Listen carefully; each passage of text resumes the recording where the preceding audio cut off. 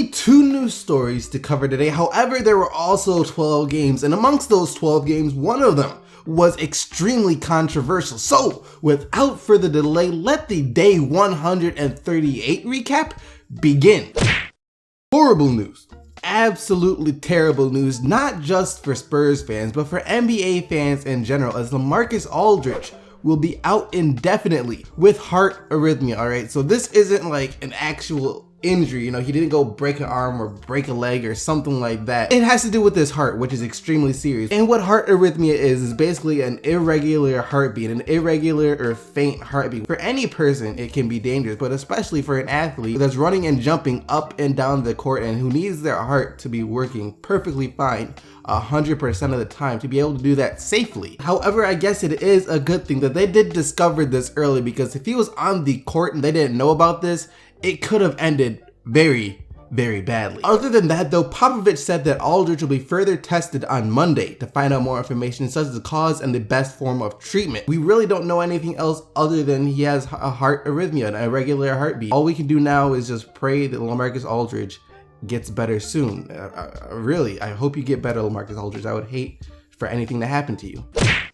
With their preferred backup center of choice, Andrew Bogut, only being able to play 58 seconds as the Cleveland Cavaliers before breaking his leg, the Cleveland Cavaliers began to look at other options, and that option is Larry Sanders. Now, before Andrew Bogut was even an option for the Cleveland Cavaliers, they had a workout with Larry Sanders, but I guess it didn't turn out too well. However, now with them really need to finding a backup center, they're like, you know what? I don't think it was that bad in the first place. We was wrong. Why don't you come over here? Why don't you come over here, Larry Sanders? We could use you. Now, they haven't officially signed him yet, but it is getting pretty serious and everyone just expects them to sign them. I think it's tomorrow. Now, Sanders walked away from the NBA back in 2015 for personal reasons. As in a video he released, he explained he was battling anxiety and depression. I actually entered into Rogers Memorial Hospital, and it was a program for anxiety and depression, mood disorders. However, in the video, he also said if he ever reached a point in his life where he felt like he was capable of playing the sport again, that he would.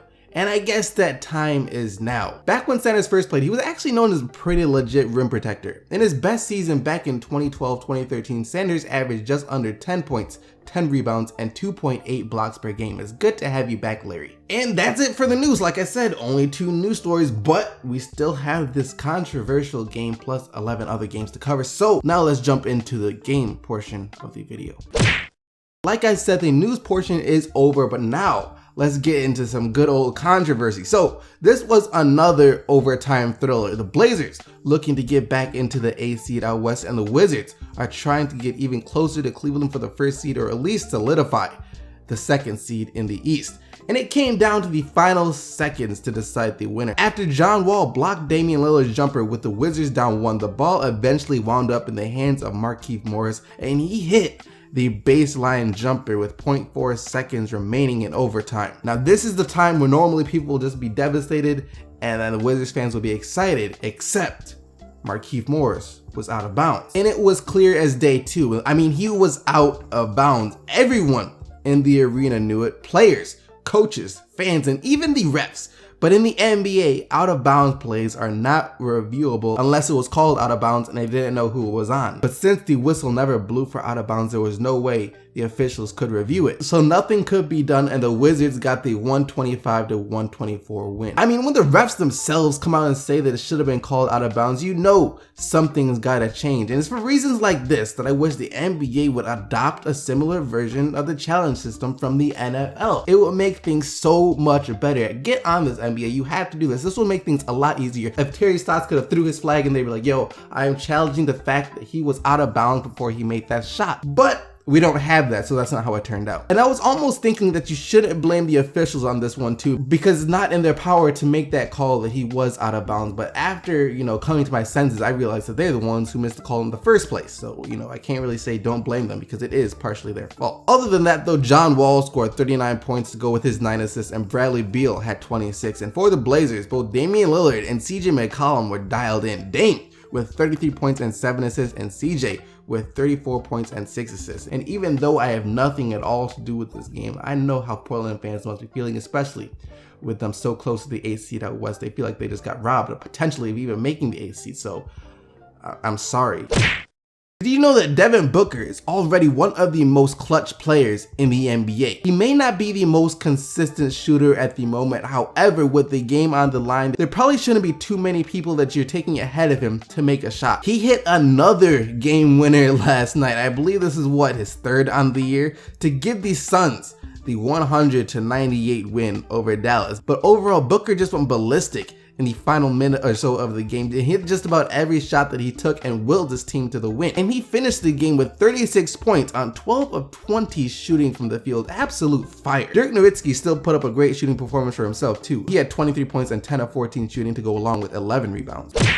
The game we were all looking forward to. The first time these two teams played each other since their first games of the season. However, due to some untimely injuries on San Antonio's part and the Warriors deciding to rest basically their entire starting lineup, it wasn't quite the game we had expected, and the Spurs got the blowout 107-85 win. Patty Mills scored 21 for San Antonio, and Ian Clark at 36 off the bench for Golden State, and the Spurs are now only a game and a half behind the Warriors for the first seed.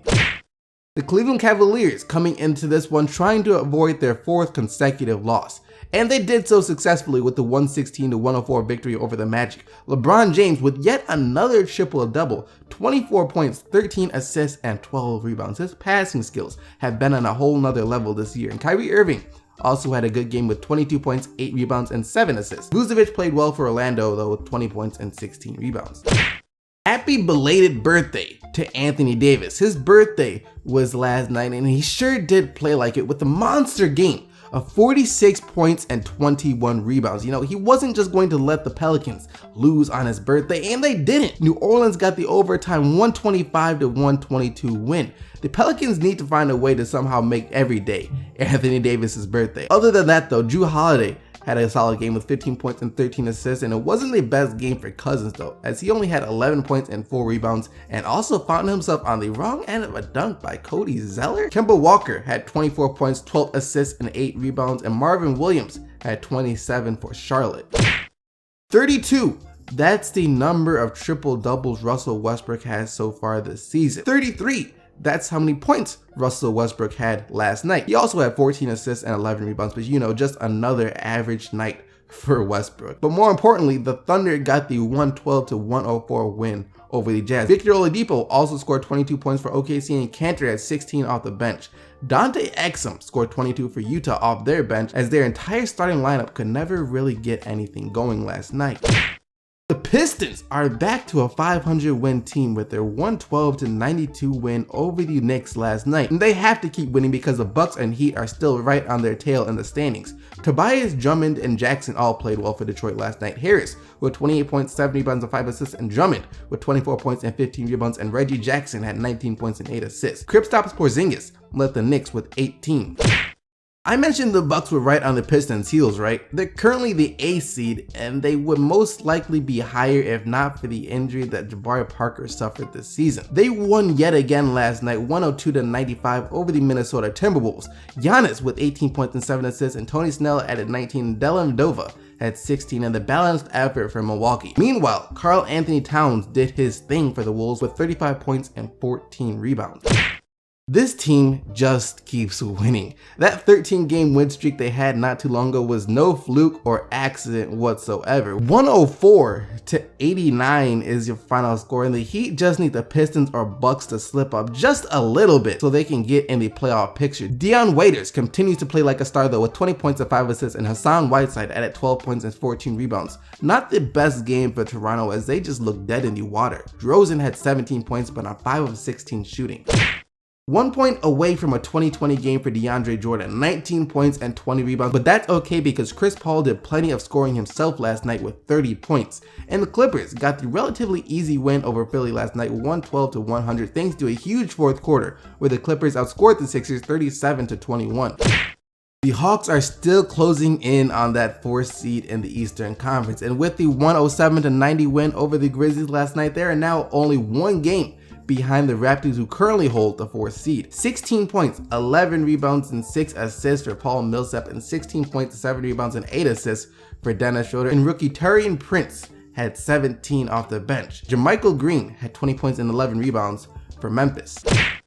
The Denver Nuggets once again get the win last night, and of course you can thank Nikola Jokic. He didn't have a triple-double like he almost normally does. He only had 2 assists on the night as a fact, but he still played well with 20 points and 14 rebounds. And Gary Harris also added 24 points as the Nuggets get the 105-92 win over the Sacramento Kings and look to solidify that 8th seed out west. Buddy Hield did have another nice shooting performance for the Kings though, with 17 points on 6 of 8 shooting. And that wraps up all the action for the day 138 recap of the 2016-2017 NBA season. And now it's time to get into the player of the day.